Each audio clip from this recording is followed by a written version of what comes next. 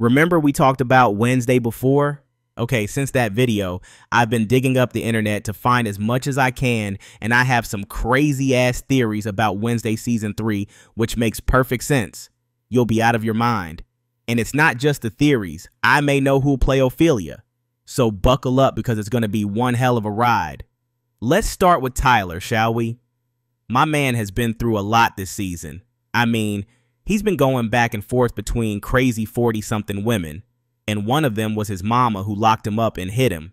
At least Hilltorn didn't do that. So yeah, I got him when he said, "I'm done with mothers and masters."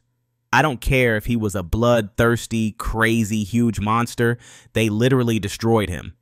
He's way beyond emotionally unstable. He's emotionally dead now. He looks like he doesn't even know how to breathe anymore. And now hear me out. The new crazy redhead, aka Capri, told him that she'll introduce him to a pack, and then they hit the road, right?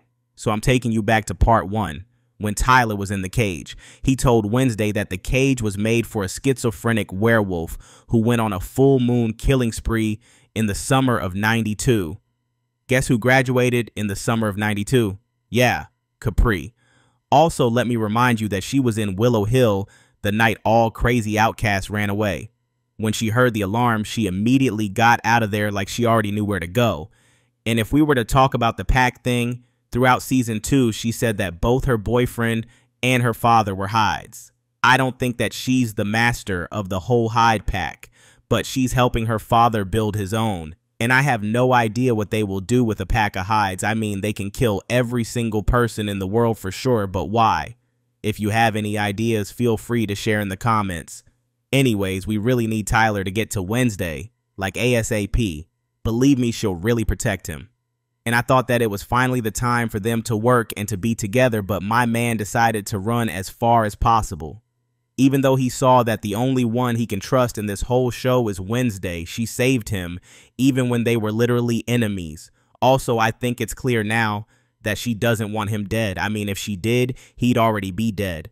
But I'm telling y'all, Wednesday and Tyler are endgame. There's not a single chance that I'm wrong about this. At least we know that whatever happens to Tyler there, Wednesday will find him. She just needs to find Enid first, and then she'll be on her way. Speaking of Enid, I don't think that she'll stay like that forever. Even if she does, she'll be the cutest werewolf we'll ever see. I actually don't have a problem with that, but the way everything turned out was completely ridiculous. She just had to stay inside for one night, you know, get in touch with her inner wolf, kind of meditate and stuff. But no, there has to be something that'll transform her, like the possible death of Wednesday. I mean, what would you do if someone's buried? You'll try to find a shovel, right? I mean, even Dora the Explorer would think of it, but apparently teenage outcast girls can't. As I said, Wednesday would find a way to get her back to her human form. Also, this mission won't fail since Wednesday has Fester with her. Y'all know that he's my favorite character. I would kill to see Fester more in season 3, and I think we'll see him more.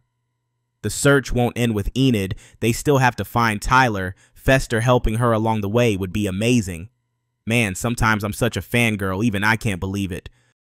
Now moving on with the Adams, I've seen this crazy theory, and it would be a crime to not share with you guys. You know Lurch, the tall-ass servant, who we mostly see as their driver. Yeah, it turns out there are some theories about him too. This time we're going even more back, to season 1. While the Adams were on their way to Nevermore, we see that Lurch's right eye is vitreous, and the moment he looks up, we see that crows attacking the car. And in the season finale, when Lurch was taking Wednesday back home, you know the scene in which Wednesday learned that she had a stalker. His eye was totally normal, he looked a bit different, and there were no crows. So people think that it was a shapeshifter like Weems, and not the real Lurch. Season 2 actually backs up this theory. In the first episode, we saw Lurch driving Adams to Nevermore, and his vitreous eye came back. Right after that, we saw the crow with the vitreous red eye, and minutes later, crows attacked Carl Bradbury and killed him. With all these, we saw Lurch a lot in this season. He was always there in the middle of things. And people think that he may not even be the Lurch we know. The Lois Project was designed to give normies outcast abilities, and we don't know if there was a limitation. I mean, there's no reason for one to not have two powers at the same time when you get them unnaturally. And let me tell you something.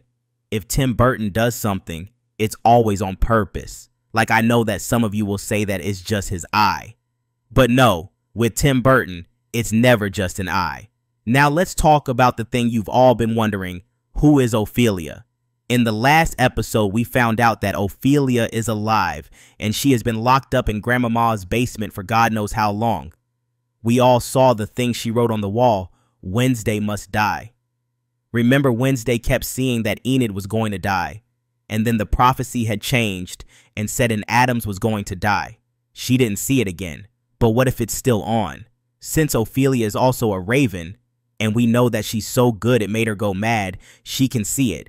You know the Adams who'll die can really be Wednesday. Or my other theory is that Ophelia needs Wednesday to be dead in order to get something. It may be like a curse that'll only go away if Wednesday is dead. It also fits with the grandmama situation. She may have locked her daughter in order to protect her granddaughter. Anyways, we haven't seen Ophelia's face yet, and there's still no official announcement, but I have the perfect name for this role. We can all agree that no one can play Ophelia as amazing as Helena Bonham Carter. She and Tim Burton go way back, and she was always incredible in Tim Burton productions. So yeah, I'd basically die to see her as Ophelia, but let me know if you have other names in your mind. Hopefully we'll all learn about it soon. You know, we may not have to wait another 3 years. I mean, season 2 was brilliant, and it turned out to be so good. I was grateful that they worked 3 years to make something this perfect. But I'll die if I have to wait that long this time. Luckily, Netflix confirmed season 3 way before season 2 was released, and the writer's room opened on August 31st. The filming is scheduled to begin in spring 2026 in Wicklow, Ireland. So if everything goes as planned, we can get Wednesday season 3 in early 2027. That means we can get the trailer by October 2026. In the meantime, you can check the video on the screen and don't forget to follow for more Wednesday content.